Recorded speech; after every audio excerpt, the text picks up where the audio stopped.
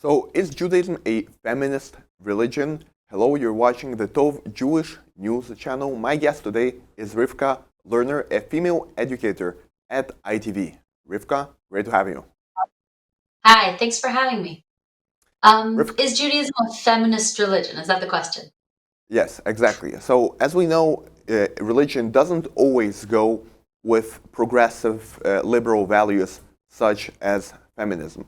Religion is often associated with tradition, with something old, something very restrictive, and many people think that Judaism is just another case of a religion that doesn't go hand in hand with modern liberal values such as feminism. Would you agree with that? Wow, okay. So for me to say yes or no on such a question is dangerous because everybody has a different picture in their mind when they think of feminism. Are you talking about first wave feminism? Are you talking about women's rights to vote or work? I just voted yesterday. So yes, I'm for that. Do I think third wave feminism that in order to be a good woman, I need to make six figures and have a guy in my pocket or not need a guy? No. So everybody thinks of feminism as something slightly different. To kind of undercut the question, what Judaism really holds true is that God is just, that God created us in the image of Him, that we have unbelievable potential and free will. Taking that and putting it onto gender, well, we believe in equality, that each gender has something to contribute to the whole, and each gender is 100% equal in what it has to contribute. Do we believe in equity, that it actually has to look the same? No. So, what kind of feminism are you exactly thinking about when you say, is Judaism a feminist religion? So, would you agree with me would you say that it is true that Judaism agrees with the way in the modern times we see feminism, such as erasement of gender, gender values such as male position in a society, of a female position in a society, that modern feminism doesn't believe in that? Does Judaism agree with that? I see. You're saying, does Judaism believe in the complete mixture of what it means to be male, what it means to be Erasure female, of gender roles. fluidity. So I would say that Judaism is so opposed to it that you can find yourself with it. And let me explain what I mean. Look at the Hebrew language. There is not a single word that isn't masculine or feminine. There isn't a single verb that isn't masculine and feminine. Very deep down in the Torah, from Adam and Eve, we've got this description of what is a masculine energy and what is a feminine energy. However, and this is a big caveat, we all have both in us. Our body, the fact that we were born with a male body or a female body, does teach us something, and we need to take that into our lives. But I've met many men who have more of a feminine energy, and a lot of women who have more of a masculine energy, and we have to balance it, kind of like the yin and the yang. That even the black has a bit of a white dot, the white has a bit of a black dot. So to answer your question, no, Judaism does believe in gender roles and that you can find yourself and that you can serve God and fulfill your true potential in your gender. At the same time, it doesn't believe that gender is a fixed thing. You can learn something from the feminine, you can learn something from the masculine, irrespective of what gender you were born from.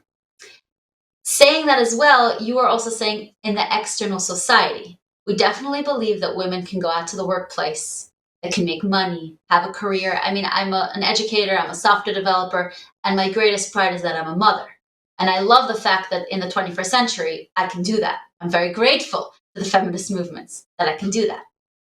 Does that make sense? Rivka, so if we go to a practical example, if we have Yeah. a feminine guy and or a very masculine woman, right? We all know some women that are more masculine than some guys, and some guys that are more feminine than some girls, right?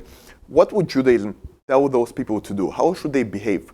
Should they go with their feeling and act as a female or act as a male? Or should they stick to their biological gender and act as a man or a woman? See, in the modern society, having a more feminine or masculine energy, you then take the society's expectation. Now I have to dress in a certain way, I have to act in a certain way. But according to the tradition of Jewish female energy or male energy, way you dress is not necessarily part of it. We're not talking about sexual attraction here. We're talking about if you feel more feminine or you feel more masculine. This is a broader conversation, but in short, a masculine energy is potential. It is that lightning bolt of an idea, the first part of a relationship where everything's sparkling and perfect. And we need that. To start a project, you need to feel that excitement. You know, when you started this podcast, you needed to have that excitement that you don't care about all the paperwork and the slow work that you actually have to afterwards do.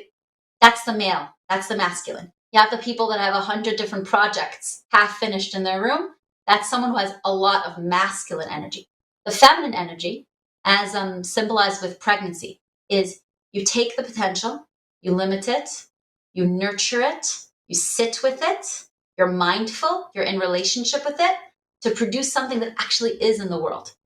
This beautiful relationship that's perfect isn't real. That idea isn't actually there yet.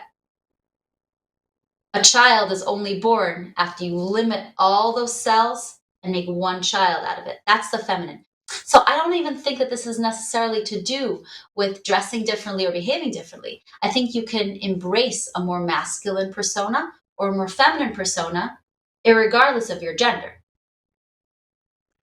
In the 21st century, right, in 2024, in this year where we live in, would you say that Judaism would look at the state where, at the state where feminism is today and, where males are today, and say that we live in a sex society from Judaism's point of view?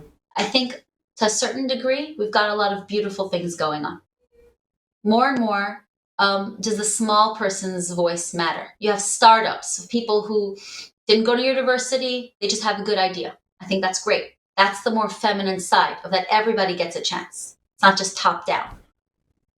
On the other hand, the fact that women need to dress less and less and do more and more things that they don't feel comfortable with is completely anti what the feminine is supposed to be, which is this nurturing, loving place, not selling your body.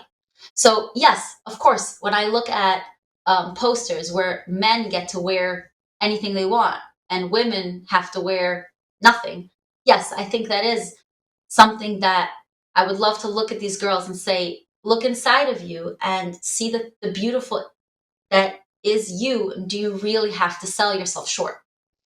So if that's what you mean, yes. Rivka, thank you very much for this interview. It was great to hear an opinion of a Jewish woman on Judaism relation to feminism. Thank you very much. My pleasure. I also want to thank all of our viewers that saw this interview. Please don't forget to subscribe to us on all of our social media platforms. Thank you again. Have a great day.